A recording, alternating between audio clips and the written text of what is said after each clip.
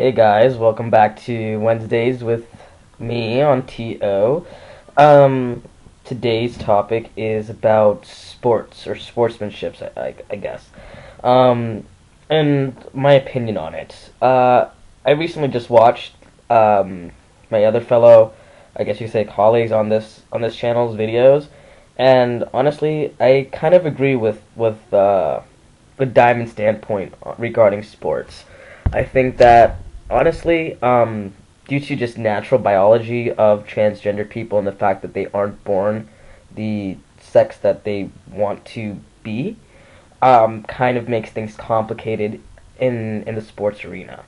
Meaning, I don't think it's appropriate, or not appropriate, but I don't think it's a safe thing for like female to males to try to play amongst male league sports, because again, a lot of these sports are very physical, and even with years on testosterone, even though we get to the point where we are physically stronger than bio females, I honestly don't think we get to the point where we're stronger than bio males, as their biology is a bit different from ours, and vice versa with male to females. They have a natural born advantage over bio women because of their natural biology, um, over years of exposure to testosterone. And a great point that Diamond actually brought up was the I guess the runner called Caster Semenya, who it was a controversy because she won, but the fact is that she is intersexed.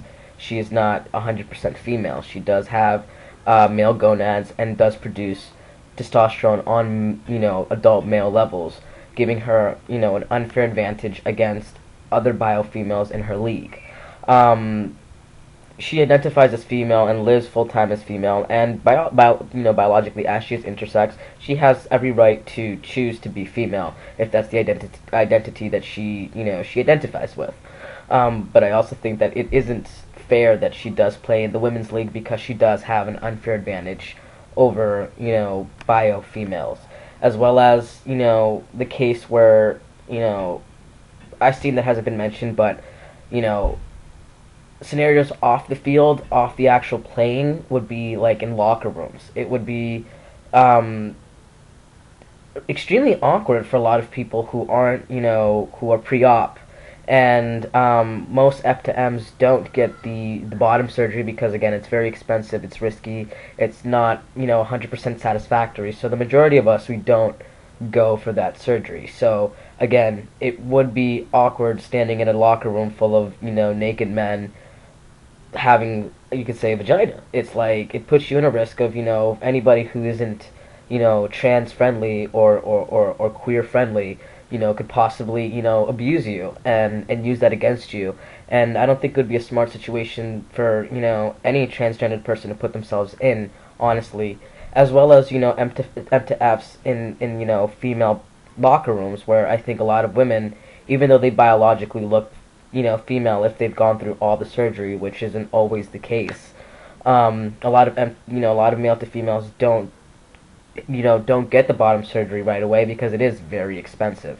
So I could see where it would make bio females uncomfortable to have somebody that was previously the other gender in their locker room. I know it's not a fair deal, but it's the reality of the situation of the choice that we make to follow this path in life. There's just some things that by doing this we have to forfeit in order to live comfortably within our identities.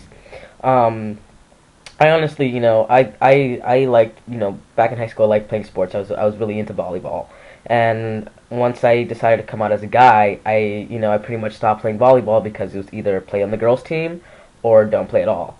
And I didn't want to I didn't want to force myself into the male team because honestly, they were stronger than me at that point. I wasn't on testosterone. They had an unfair advantage towards me. Um, and it wasn't going to work out. So I ended up resigning the fact that I'm not going to be able to play unless I play for the gender that I don't identify with, which goes against who I am basically. So there's sometimes you just have to choose your battles and pick what's best for you in the long run.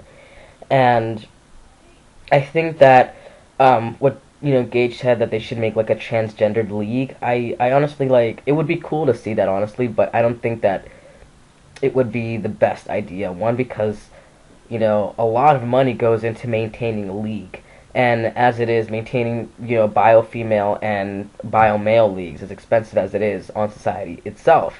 Um, and again, there always will come the issues that being transgender, you would always either have an unfair advantage to either not being physically capable enough of being on the team to win, or being overly physical for the team that you choose to play on.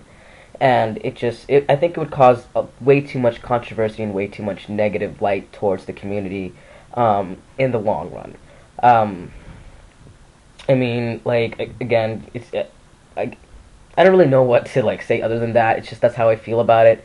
Um, I honestly don't think that it would be a smart idea for transgender people to put themselves in that type of situation. Honestly, I mean, it would be great if it was in society, if the gender roles weren't so strict and rigid, that it would be okay. But again, biology always plays a factor into sports, and even though there's lesser sports like again like Gage mentioned, which was like golf. I guess in those scenarios, I guess you can play like have someone that's transgender play on a league, as there isn't a physical advantage over anybody else. But when it comes to physical sports like football, baseball, soccer, volleyball, stuff like that, you'll always have that unfairness on either part of the gender spectrum when it comes to being transgendered.